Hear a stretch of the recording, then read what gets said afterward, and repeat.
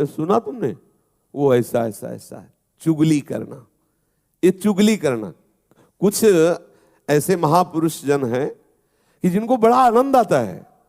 कभी कभी ऐसा अवसर मिला तब लगता है कितनी रुचि से किसी की निंदा की जाती है, कितनी रुचि से बात की जाती, और बार बार उनको हटा के भगवत वार्ता कर, चुप रहो सुनो, वो ऐसा उनको इतना सुख मिलता है मानो उनको चक्रवर्ती सम्राट पद पे अभिषेक मिल जाएगा इस बात से।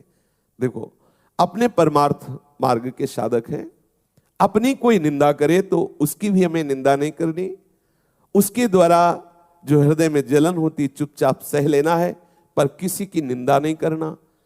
कोशिश करो किसी और की निंदा आपको सुनने को ना मिले, कोशिश करो आपको अपनी निंदा सुनने को मिले। कोई निंदा कर रहा है तो आप कान को कहो सुनो, क्योंकि अब जलेगा हृदय ना, और जब हृदय जलेगा तो फिर सही हो जाएगा। अगर अपनी निंदा हो रही तो कान में उंगली मत डालना, जरूर सुनना, लेकिन जब किसी की निंदा होने लगे तो कान में उंगली डाल लेना।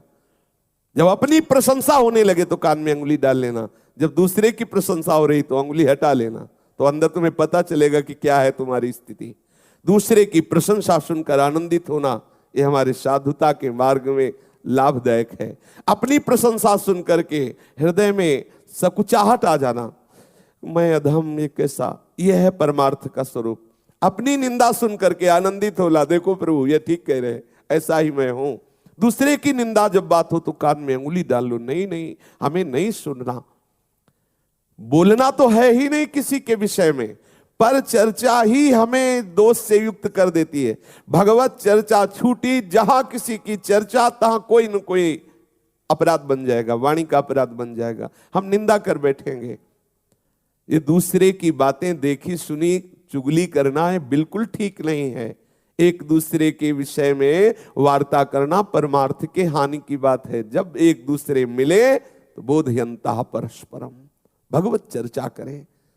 श्री स्वामिनी जी के रूप गुण का, उनकी लीला का, उनके हास परिहास का वर्णन करके हम अपने मन को निर्मल करें, आह्लादित करें। ये चुगली करना ठीक नहीं है। शास्त्र आदेश करता है कि ये जो चुगली करने का स्वभाव, इसे छोड़ो, क्योंकि इसके छोड़ने से आपका हृदय निर्मल होगा। ये वो सद्गुण हैं जो भगवान को अधीन कर लेते हैं। हमें किसी के विषय में नहीं बोलना, यहां तक कि अपने को सता रहा हो तो धर्म कहता है कि उसका भी परिचय मत बताओ। ये बड़ा सूक्ष्म विषय धर्म का है।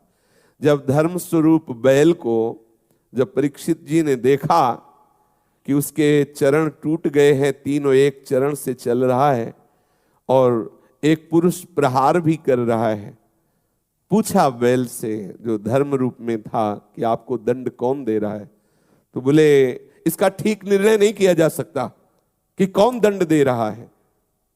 जैसे जैसे वार्ता हुई परीक्षित जी समझ गए ये धर्म है, क्योंकि ये धर्म कहता है कि अपने को भी जो सता रहा है हम उसका भी परिचय न बताएं, क्योंकि वो कोई न कोई मेरा कर्म ही है जो उसको प्रेरित करके आया है और मुझे दुख दे रहा है। वो बेचारा तो निमित्त मात्र है, वो थोड़ी हमें दुख दे रहा है। कोई न कोई कर्म, को न काहू के दुख सुख कर दाता, निज कृत कर्म भोग सुन भाता।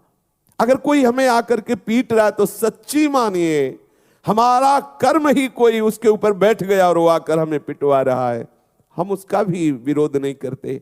यही तो साधुता है। इन्हीं सद्गुणों से तो प्रभु रीझ जाते, प्रभु प्रसन्न हो जाते हैं। हमें ये बात धारण करनी हृदय में। प्रभु के मार्ग में चलने का आपका उद्देश्य है तो आप चुगली करना छोड़ दीजिए।